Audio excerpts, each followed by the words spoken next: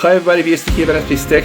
I got a tip from Hudrada on the XDA forum for what probably is about to happen with the Samsung GOS or game optimizing service. He told me VST might be gossip, but the first videos from Korea seem to prove it quite valid. Just read through the whole conversation. Might be interesting for you to take a look into, start digging yourself through the Korean tech site. And now we need to understand, guys, Samsung is a Korean brand. If you go right now on Twitter, you're gonna see that there are a lot of people, even tech YouTubers from Korea, that claim Samsung took a big hit on their reputation in Korea.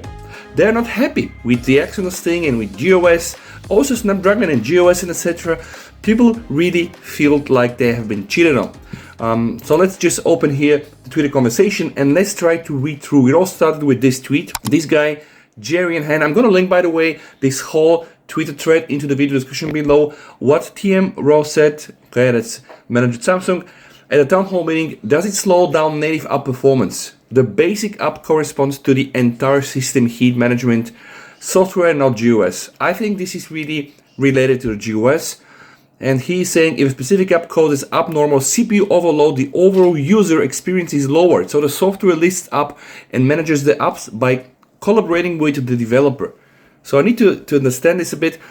If a specific app causes, so let's say if I'm using a game or let's say another app and it will cause CPU overload, the overall user experience is lower. So let's say my phone started to throttle, the software will list up and manages the apps by collaborating with the developer. This I don't understand. Like, then this app somehow is flagged to GOS and this info goes back to Samsung and they start work with the developer. So what GOS is doing, the GOS correction direction, Korea patch within this week. So we know that Samsung released already an update. Samsung promised to release an update. They did it for Korea. We're waiting to get our hands on this. Guaranteed CPU, GPU maximum clock in initial setting. Okay, this is really like getting rid of this GOS optimization. But the problem with GOS is that it's just not simply lowering clocks and etc. It's just doing these very advanced, balancing tricks between a lot of parameters to just get hopefully things right, which we know are not so right for some users at least.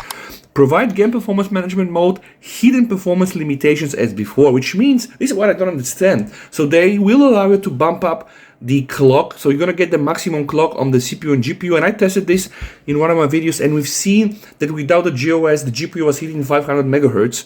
As to with the GOS, it was limited to 400. And same also on the cores.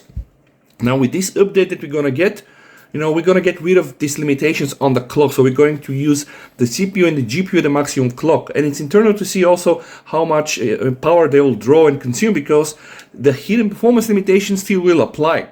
Okay, so I don't think, if that's the case, I don't think it's like full GOS disablement, which actually makes sense because you pay 1,300 euro for the phone.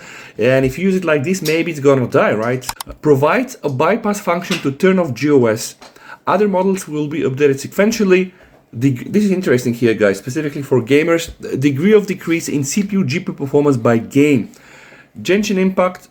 So this is the Celsius, I guess, increase in GPU, CPU performance, 53 to 57, 23 to 49. So for Genshin, we probably will not see a big impact because it's only 4 degrees. But see, Fortnite is probably 40%. Exothermic temperature limit threshold minus 42 degrees. Screen flickering issue, that's a whole other thing. AP performance too bad. The MPC division started to consider custom AP. What is AP, guys? Let me know if you know what it is in the comments. Heatsink cost reduction. Heat dissipation hardware is not an issue that occurred because of cost reduction. S22 is on the same level or superior to S21, which is actually quite nice. However, we'll recognize these problems correctly and will not reduce costs that affect performance and function in the future. That's probably said on this meeting there. Isn't that a benchmark cheat? I think that was the question, and then this guy applied. In general, intentionally boosted performance is perceived as cheating. On the other hand, I thought that GOS had limited performance and was not included into the cheating scope. Through the VOC, we recognize this problem correctly and will remove the AP performance limit.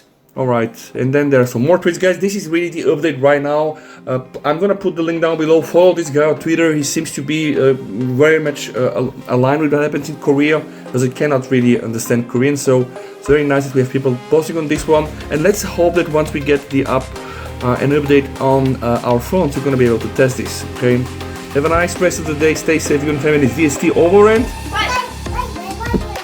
bye.